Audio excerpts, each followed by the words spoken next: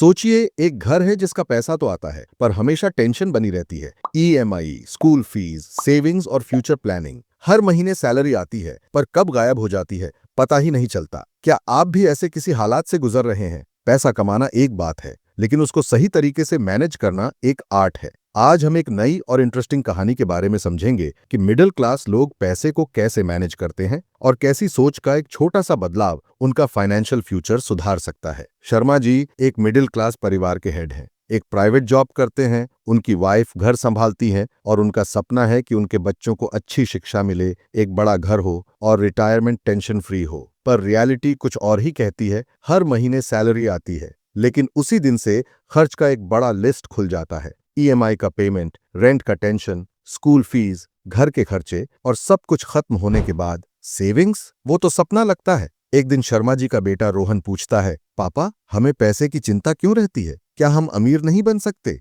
शर्मा जी थोड़ा मुस्कुराते हैं पर अंदर से थोड़ा बेचैन हो जाते हैं। फिर कहते हैं, बेटा हम मिडिल क्लास लोग एक लिमिट में जीने के लिए बने हैं। पैसा आएगा जाएगा, बस इतना हो कि जिंदगी चलती रहे, वही काफी है। लेकिन क्या ये सच है? क्या मिडिल क्लास लोग अमीर नहीं बन सकते? एक दिन शर्मा जी और उनके दोस्त गुप्ता जी चाय पर बैठकर पैसे पर बात कर रहे होते हैं। गुप्ता जी, शर्मा, मैंने सुना है लोग शेयर्स और म्यूचुअल फंड्स में इन्वेस्ट करके पैसा बढ़ाते हैं। तुमने कभी सोचा? शर्मा जी, अरे भाई ये सब अमीर लोगों के काम है। हम तो फिक्स डिपॉजिट और एलआईसी में पैसा डाल देते हैं ताकि रिस्क ना हो। यही मिडिल क्लास सोच है। पैसा बचाने की चिंता तो होती है पर उसको ग्रो करने का तरीका नहीं सिखाते। एक दिन शर्मा जी अपने ऑफिस के एक अमीर कॉलीग मेहता जी से मिलते हैं। मेहता जी, आप भी तो हमारे जितनी सैलरी लेते हैं, फिर भी आपकी फाइनेंशियल कंडीशन हमसे कितनी अच्छी है। आप कैसे मैनेज करते हैं? मेहता जी मुस्कुराकर कहते हैं, शर्मा जी, पैसा सिर्फ कमाने से नहीं, उसको सही जगह लगाने से बढ़ता है। मैं अपनी इनकम को 3 पार्ट्स में डिवाइड करता हूँ। एक पार्ट सेविंग्स, एक इन्वेस्टमेंट्स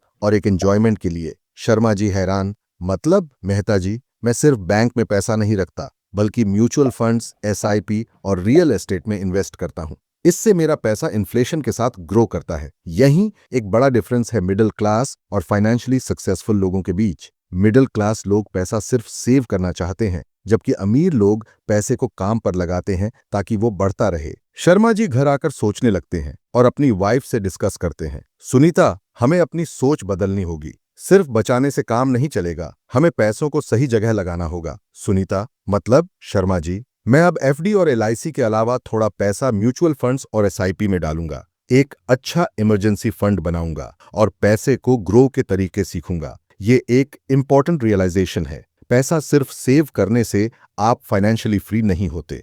उसको इन्फ्लेशन से बचाना और ग्रो के लिए स्मार्ट इन्वेस्टमेंट जरूरी है। दोस्तों, मैंने एक जरूरी बात सीखी है, मिडिल क्लास मेंटालिटी को बदलना जरूरी है। अगर आप भी फाइनेंशियल स्टेबिलिटी चाहते हैं तो ये 5 गोल्डन रूल्स जरूर फॉलो करें। सेविंग के साथ इन्वेस्टिंग भी करें, एसआईपी, म्यूचुअल फंड्स और रियल एस्टेट के ऑप्शंस एक्सप्लोर करें। इमरजेंसी फंड बनाएं ताकि कोई भी फाइनेंशियल क्राइसिस में टेंशन ना हो। स्पेंडिंग हैबिट्स की कंट्रोल करें, सिर्फ जरूरी चीजें खरीदें। इंपल्सिव शॉपिंग से बचें। फाइनेंशियल एजुकेशन लें, पैसों को कैसे बढ़ाएं ये सीखना बहुत जरूरी है। मल्टीपल इनकम सोर्सेज डेवलप करें, साइड बिजनेस या पैसिव इनकम सोर्सेज बनाने की कोशिश करें। शर्मा जी अब कॉन्फिडेंट हैं क्योंकि उनकी फाइनेंशियल सिचुएशन सुधर रही है। दोस्तों, मिडिल क्लास होने का मतलब सिर्फ स्ट्रगल नहीं है। अगर हम अपनी सोच बदल लें तो हम भी फाइनेंशियली इंडिपेंडेंट बन सकते हैं। अगर आपको ये वीडियो पसंद आए तो लाइक करें, कमेंट करें और शेयर करें और नए वीडियो के लिए हमारे चैनल को सब्सक्राइब करें। मिलते हैं अगले वीडियो में एक नए एक्साइटिंग टॉपिक के साथ।